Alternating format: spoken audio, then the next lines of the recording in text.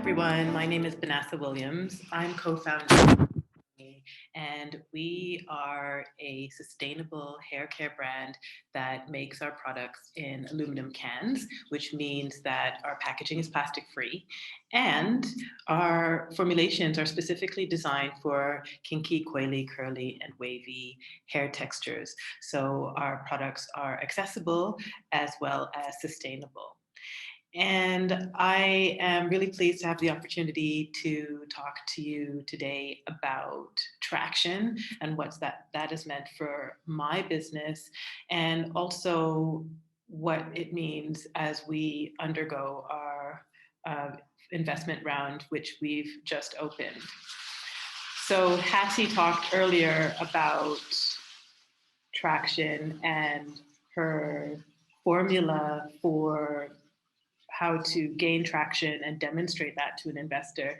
And I wanted to share the reality or the experiences that I had in terms of gaining traction for my own business. And what I'll do is I will talk about each of the elements of the equation separately, and hopefully you find this inspiring, and I welcome any questions and happy to share more insights after this talk as well. So the first area is around MVP, and we launched to the public in October 2019, but we worked on the brand for a year before that. So we spent that time speaking to potential customers, gathering our market research, secondary research, thinking about our customer, where she shopped, what her pain points are, how we would interact with her from a marketing point of view. And I think the biggest learning we had when we brought our first product out to market was that the MVP stage, it's iterative, it's constantly evolving as your customers evolve. And to give you an example of that, we house our products in aluminum cans, in the humble aluminum can. And when we set up our first trade show, we had people coming up to us really excited saying, "Oh, thank goodness you're here. I'm so thirsty. I'm so thirsty."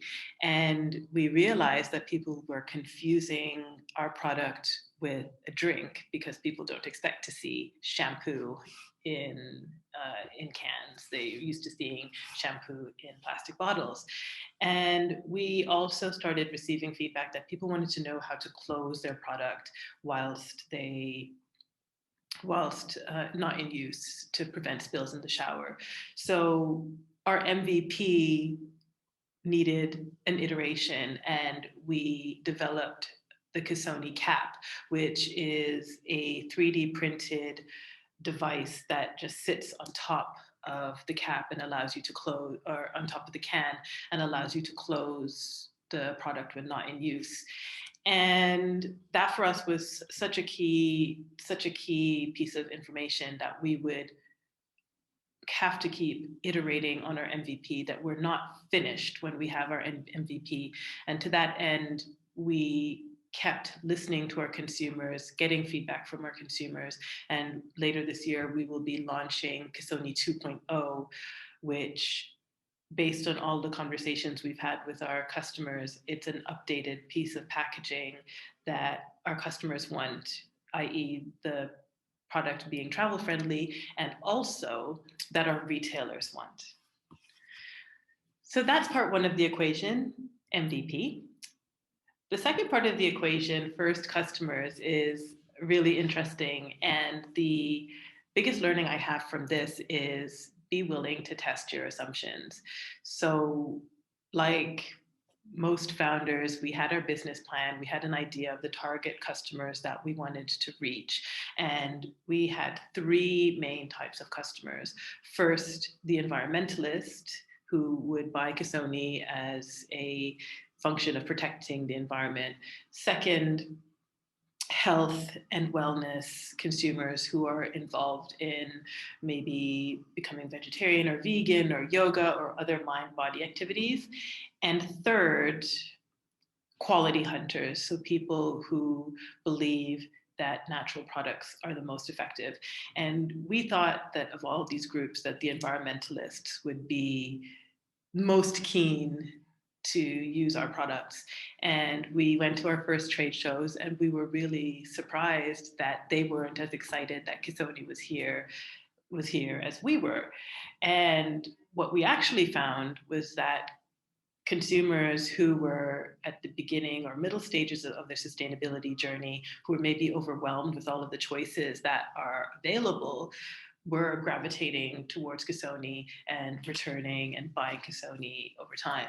So that willingness to pivot away from what we had in our business plan was really important for us as we grow, and was also a really important learning for us that listening always has to be in place. We always have to be listening to our consumers, because they evolve just as our product will evolve. They will evolve as well, and we want to make sure that we delight them every time and answer the pain point that they have in terms of having a sustainable product that actually works for their hair type.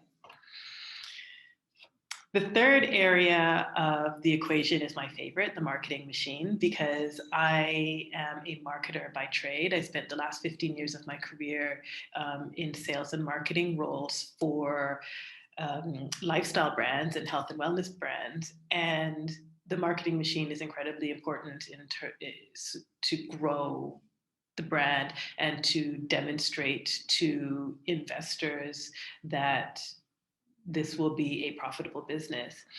And the main learning I have here is your marketing mix for your business is your unique mix. It can't be replicated from somebody else's business. And for us, for example, we know that our marketing machine, our particular marketing machine, is made up primarily of PR, influencer, and sampling. And many investors say to us things like, well, what about social ads? Because everybody has heard that story about brands that blow up on Instagram and get all sorts of conversions on Instagram. And we often get asked about going direct to consumer as well.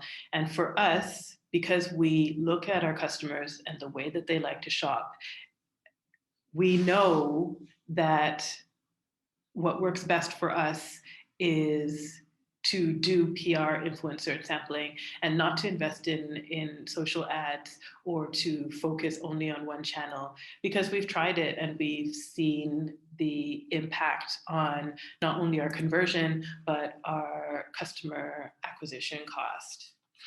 So, but once you've done the background work, it's really easy, or it is easier to defend your marketing strategy, your unique marketing strategy, and why that may look different to another brand that they know, that your investor may know or may already be working with.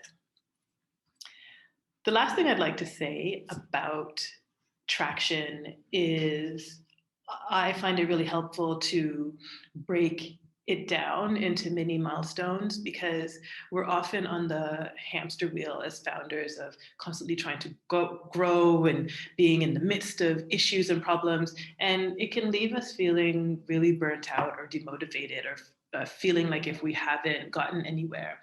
So one thing that I like to do is I like to write all of my wins for the month down in a notebook, just so that I can look back on it and see how Ksoni has grown from a twinkle to a business on the verge of explosive growth after our funding round. And it's important to celebrate, because traction, it's a journey. It's not just reaching the end point of exit or whatever the plan is for your business. So I hope these insights were helpful. And thank you again for the opportunity to speak about traction with you today. And till next time, speak then.